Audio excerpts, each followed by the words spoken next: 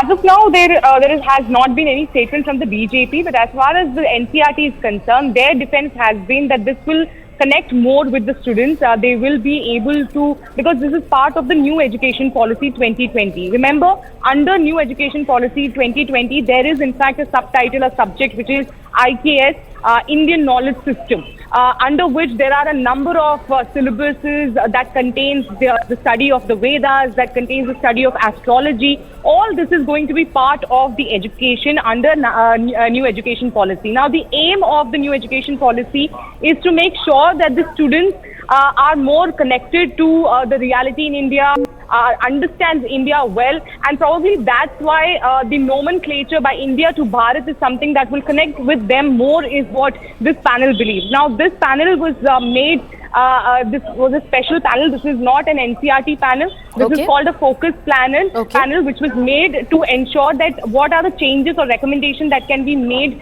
in the textbooks that will be published, that is going to be published in next year.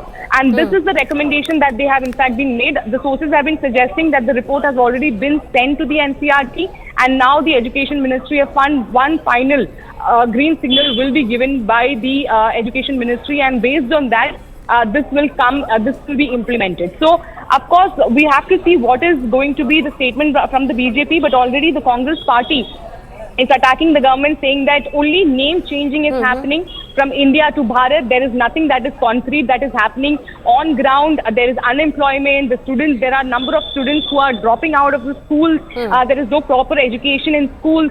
Instead of focusing on that, the government is focusing on nomenclature, trying to change the names of places, trying to change the name of textbooks, trying to hide the history of the country, is the allegation that is coming in from the opposition. And especially when we talk about NCERT, NCERT has always been in controversy, one after the other. Ever since the new education policy has in fact been implemented, we have been seeing a number of controversies that NCERT has got stuck in. That includes the changing of the history. There have been allegations from the opposition saying that they're trying to change the history. They're trying to ensure that the students don't read about Jawaharlal Nehru or Maulana Azad. There are a number of such controversies that is regarding NCERT. So we have to see what is going to be the statement, one, from the NCERT, whether there will be any sort of clarification as to why they have taken this decision.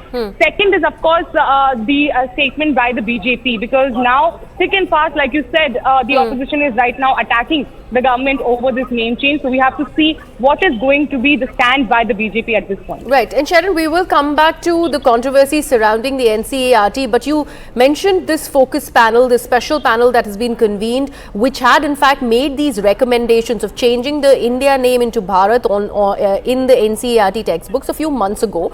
That unanimous acceptance has been given only now.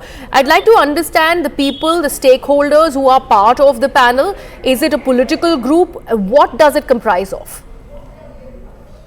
Well, these are, of course, scholars. These are researchers who are part of the panel. There are about 10 members. This is a 10-member panel, and all of them are from the academic field. When we talk about the chairperson, C.I. Isaac, he is a well-known historian.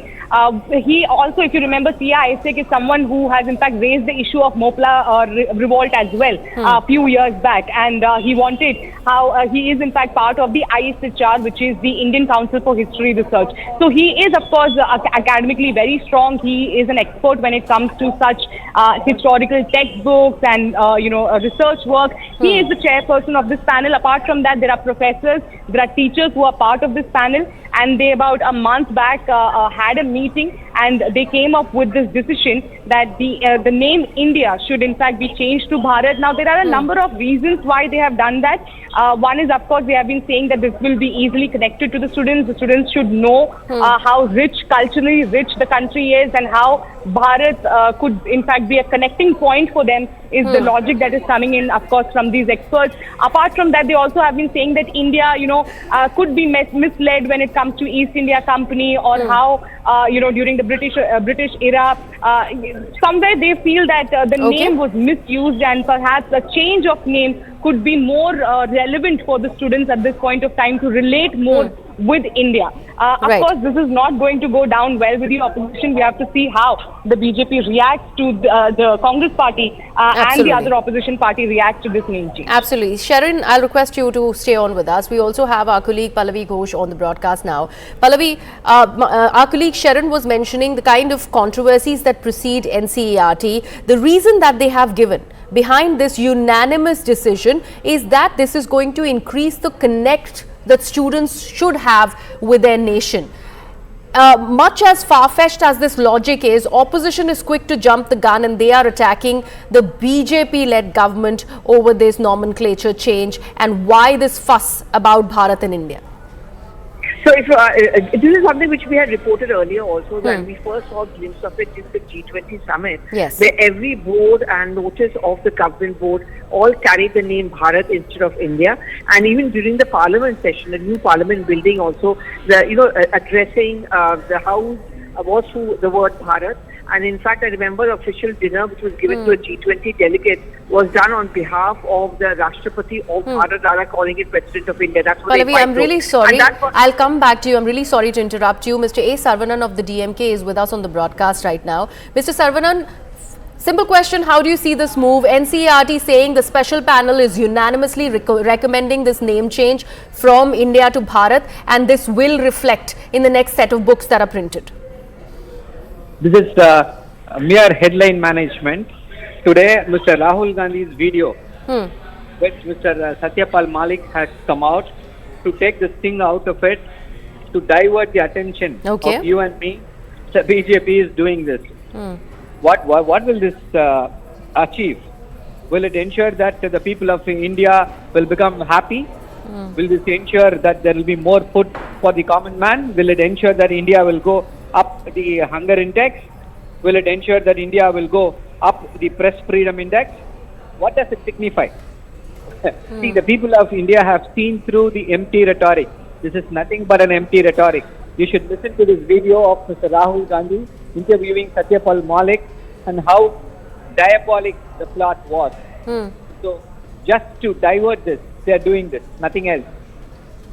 When G20 summit was happening in the national capital and when the plaque under the Prime Minister read Bharat, this entire controversy had started back then also, Mr. Saravanan. Somehow it had kind of rested till this NCERT textbook panel recommendation has happened today, and we are again talking about it. At that time also, the opposition was one with this one logic that it is a rattled BJP government only because the opposition now decides to call itself India. Are you still sticking to that logic as well? See, we know BJP is known for its petty politics. They don't have the magnanimity. They are scared. They are scared of the alliance. Because this is the first time in the last 10 years all these parties have come together, and everywhere they are exposing the hollowness of the claims of the BJP government, the administration of Mr. Narendra Modi. That is why yesterday he went and spoke about regionalism and casteism. Does he mean to say that we should do away with our multiculturalism? Regionalism means it gives importance to the pluralistic nature of our society. India cannot be a homogenized country. India cannot rely on one culture. That is not the idea of India. That is not the symbol of India. So they want to do away with that. The BJP is scared right now. All their misdeeds are catching up with them. That is why until elections, this is what is going to happen. Every day there will be one story which will capture the headline, but people of India, people of our country are aware what the BJP has done in the last 10 years. They have not kept any one of the single promises they made. 15 lakh rupee has not come to any Indian bank account. 2 crore jobs was promised by the Prime Minister. It did not happen. Doubling of farmers' income by 2022, it did not happen. These are the promises, main promises made by BJP. And look, where is Manipur now? Has normalcy returned in Manipur? The Prime Minister says you should travel, you should visit places within the country. Why the Prime Minister is not following his own advice? Why has he not visited Manipur? But he has visited all the other foreign countries. If somebody is saying something, if somebody is preaching something, charity should begin at home. Why nobody is showing the mirror to the Prime Minister? Right. All right, Mr. Saravanan, thank you so much for joining us.